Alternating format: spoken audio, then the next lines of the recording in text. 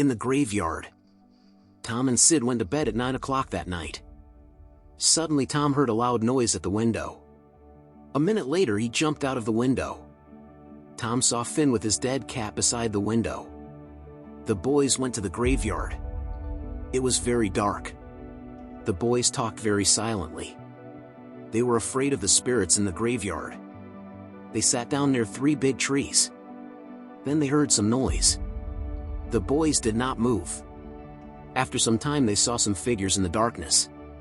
"What's that, Huck?" "They're men. And one of them is Muff Potter. Don't be afraid. They can't see us. All right? And I think I know another of them. It's Injun Joe." The 3 men came up to a graveyard and began to dig quickly. The doctor sat on the ground. Soon the 2 men got out a body and put it on the ground. "Now the body is ready, doctor.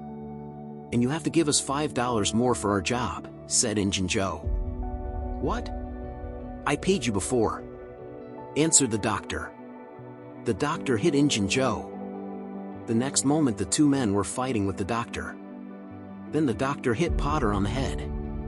At that moment Injun Joe took up Potter's knife and killed the doctor. The doctor shook and fell to the ground. The 2 boys ran away quickly in the dark. Then Injun Joe put the knife in Potter's right hand. Potter looked at his knife and at the dead body next to him. "Joe, what's this?" "I didn't do that. But I'm still drunk." "Did I kill him?" "You 2 were fighting, and he hit you. You fell on the ground, and then you killed him with your knife." "Oh, I was drunk. Please, don't tell them." "No, I won't tell them. I promise you." Potter ran away quickly. Injun Joe was looking after him, then he went away, too. The 2 boys ran very quickly toward the village. They were very scared. At last, they reached Tom's house and stopped slowly. "Tom, who will tell people about that?" "What are you talking about?" "Injun Joe will kill us." "You're right.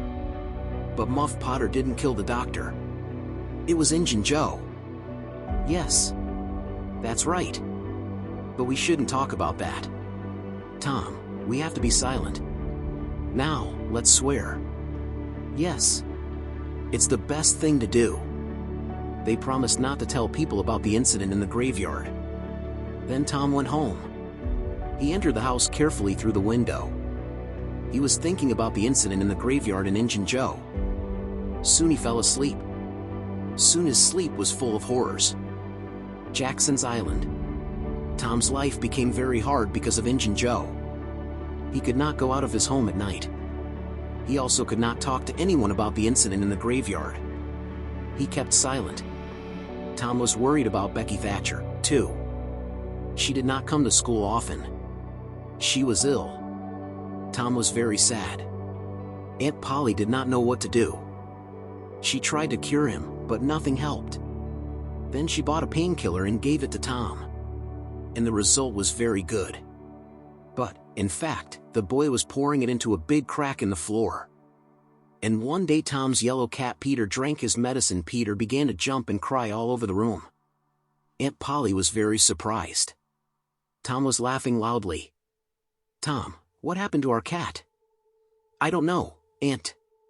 But I think cats always jump and cry so when they're happy." At that moment Aunt Polly saw a spoon under the bed. She took it and looked at Tom. Aunt Polly understood everything. What was bad for a cat could be bad for a boy. She felt sorry. She cried a little. She could not say anything. Tom went to school early. Tom entered the schoolyard and sat down. Suddenly he saw Becky at the gate. He began to laugh, run, and play games joyfully. Then he ran up to Becky. They started to talk for a long time. After some time Tom said close to her ear, "I love you." And then Becky said the same words close to Tom's ear. After that Tom kissed her red lips. "Now, I will love only you. And you will love only me. We will come to school together, and we will go home together. It is so nice. Once me and Amy Lawrence," said Tom. "Amy Lawrence? Then I am not your first love," cried Becky. Tom tried to hug Becky, but she did not look at him. She pushed him away and started to cry bitterly. Tom was very angry with her.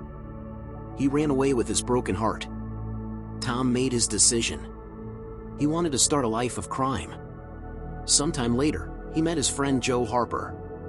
Tom told him about his plan at once, and they decided to run away from home.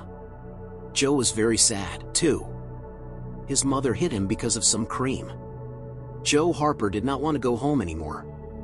Then the boys saw Jackson's Island. Nobody lived there. It was the perfect place for them. Soon they met Huck, and they all decided to be pirates.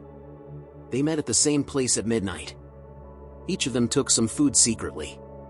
Tom took some ham from home. Joe took a big piece of bacon, and Huck stole a frying pan and some tobacco leaves. Then they found a raft and sailed down the river. The boys landed on the island and prepared a good supper. They talked for a long time. The pirates fell asleep by the fire. In the morning, the boys woke up and went for a swim. They swam very joyfully. They came back to the camp very fresh and glad. They ate fish with bacon and drank water from the stream. After breakfast, they lay in the shade for a long time. Suddenly they heard a far-off noise. They jumped to their feet and ran to the shore. They saw a little steamboat. There were many men on the steamboat. "I know what they are doing. Somebody drowned," shouted Tom. "That's right," said Huck. "Yes," said Joe. "I know who drowned. It is us," shouted Tom. They were very happy at that moment. The townspeople were looking for them. They were crying for them. They were talking about them. Soon the steamboat went away. The pirates returned to the camp and cooked supper. The night came slowly. Huck and Joe fell asleep, but Tom could not sleep. He stood up and ran quickly to the shore. Tom swam against the stream. He reached the other shore and ran to the village. Soon he found himself close to his house. He climbed over the fence carefully. There was a light in the window. There sat Aunt Polly, Sid, Mary, and Joe Harper's mother. Tom went to the door and lay under the bed. Aunt Polly and Mrs. Harper were talking about Tom and Joe with tears in their eyes. Tom wanted to come out, but he lay still. He only listened. Then Mrs. Harper decided to go home. Aunt Polly sat still and prayed for Tom. After that, she went to bed and fell asleep. The boy went in and looked at his aunt. He kissed his aunt and went away quickly. He swam to the other shore again. Then Tom walked through the woods to the camp. He heard Joe's voice in the camp. "No, Tom will come back. He didn't run away. He's doing something. Here I am," said Tom.